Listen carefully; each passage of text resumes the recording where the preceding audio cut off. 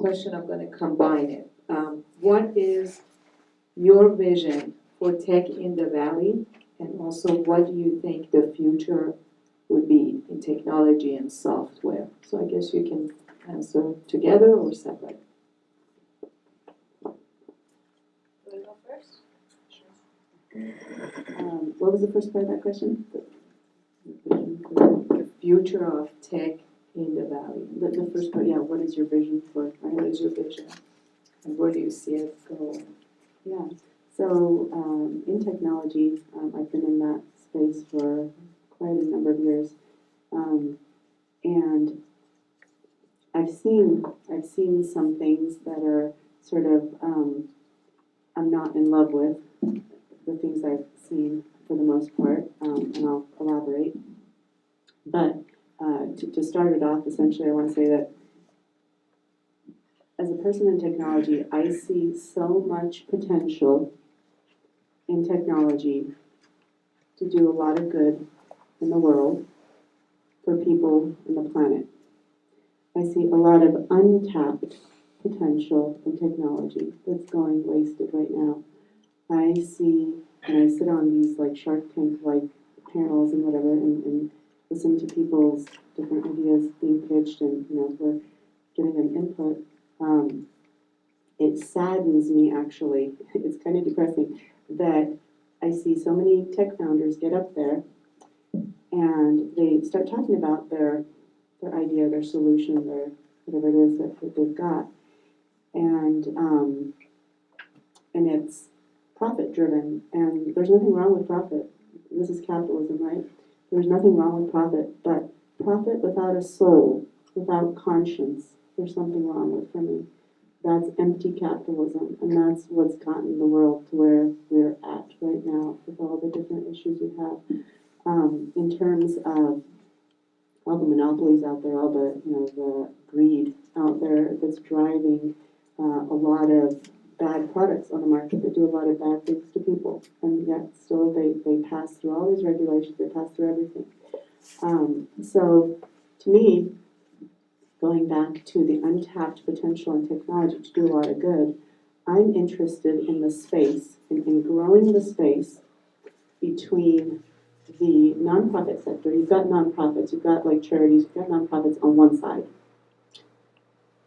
And then on the other side, you've got strict, empty capitalism that's strictly just profit driven, right? And as Simon Sinek talks about, I love Simon Sinek, this amazing human being. He talks about that empty, capitalism, that there's something wrong with that because there's no ethos there. The profit is not the driver, it's a byproduct, right? We're confusing the two. Profit, your success, your status, your reputation, all that's a byproduct of what the heck is it you want to do in the world, right? What are you trying to achieve? What are you trying to accomplish? Who are you trying to impact? What change are you trying to make? How are you trying to do good in this world? How are you as a human being trying to add value to the social fabric? How are you as a human being trying to uplift society, do good out there, because we all have the capacity to do good.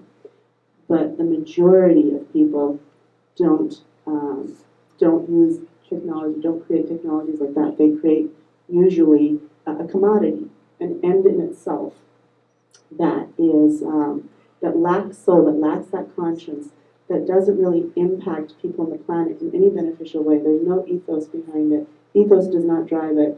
It's profit drives it, so it's backwards. So that's empty capitalism. When you think about Xerox, you're like, what is the ethos of Xerox? I have no idea. There is no ethos. It's strictly profit driven, right? And so that's the problem, is that we've got this empty capitalism here. We've got the nonprofits, charities here.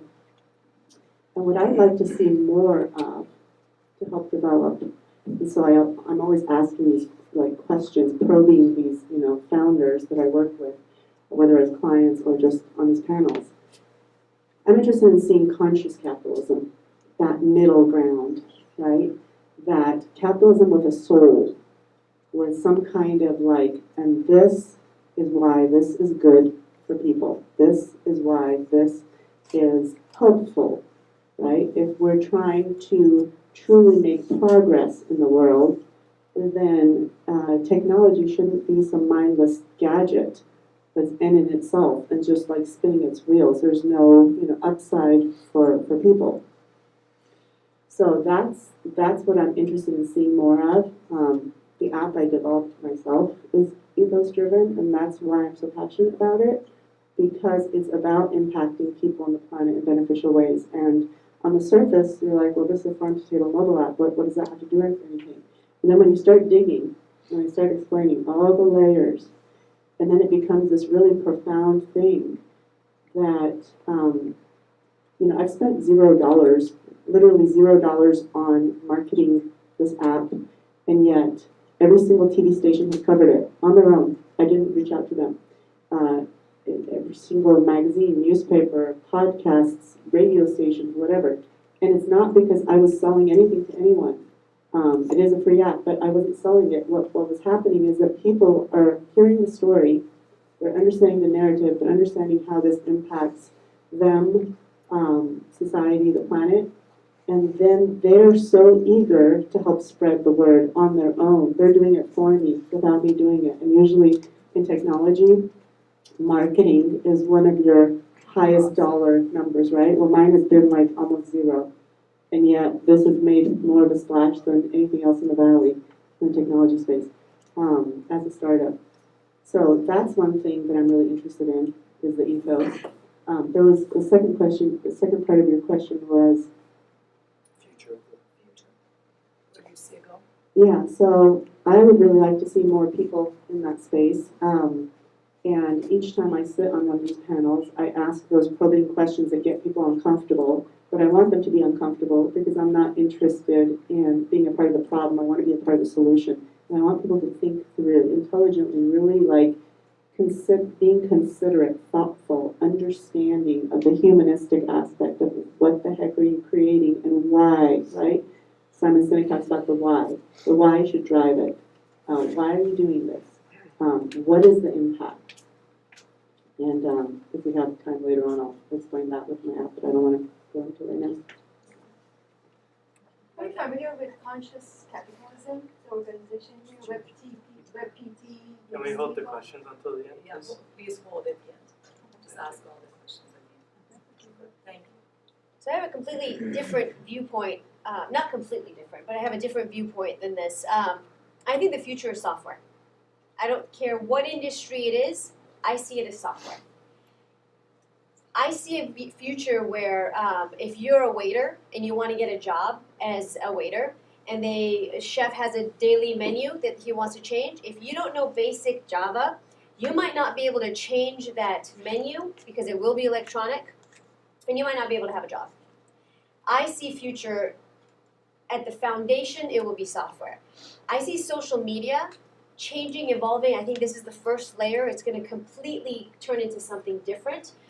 I believe that it will become the new norm for us, right? Telephones were normal. When telephones came about, when cars came about, the technology was so strong that today we can't think of anyone not knowing what a car is or using. And I think software is that.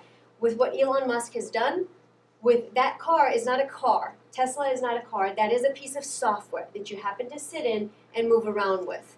That is the future. So outside of that, I can't imagine because I'm not the ones doing it.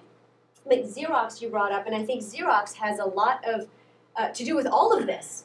If it wasn't for Xerox, if it wasn't for what they created, they basically created the first computer. They had the funding, and they're the ones who pushed research and development. More research and more engineers came out of that company doing something different, but they had an environment where they could learn. To the third element of one of the things I do with social media, I'm switching again to social media, is that I think it's so important that I actually have a conference for girls, ages of 6 to 17. Harvard Review said that that is the age where girls fall off of STEAM fields, science, technology, engineering, and math. I train these girls on what they should be doing, and part of that is social media. And I teach these girls how to market themselves on social media. Because whether you like it or not, every one selfie that you're taking, you are now marketing yourself.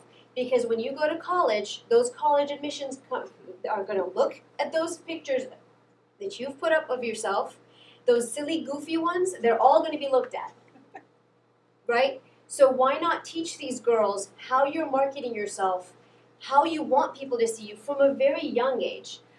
I have a 12-year-old, he's in the audience. He actually has an instructor that comes twice a week, an instructor who comes twice a week to teach him how to use Instagram. Because it's what the future is. So I want him to be safe. And the reason I don't do it myself is because a mother can't teach his own son. So we have to, I teach other girls, but for my own son, I have to hire someone.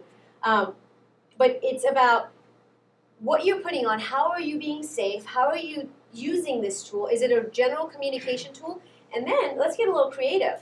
What are you developing? What purpose are you? What is this to you? So to finish my thought is that I think that just like the telephone and the car, future is software. It's that next thing. Everything you touch will have software somehow incorporated inside of it. It's going to be the next hammer. It's going to be the next tool. So that's where I see life going.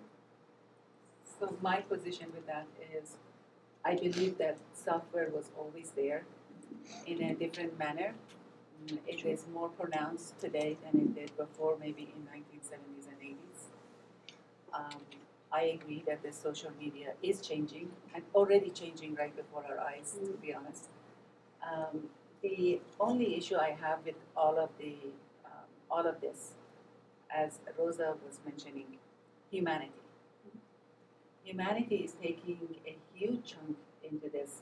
Unfortunately, for our children today, no one speaks to one another anymore. Everyone with all these emojis, I always wonder, what is this?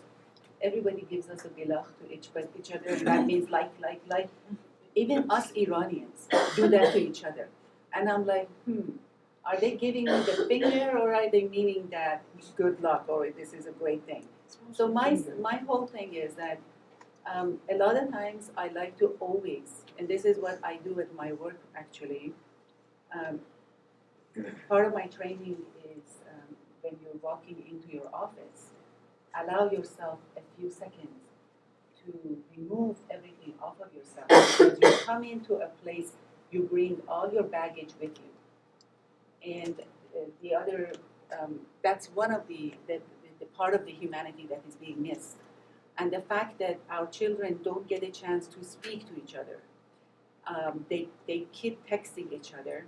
Even I text them when the dinner is ready. So,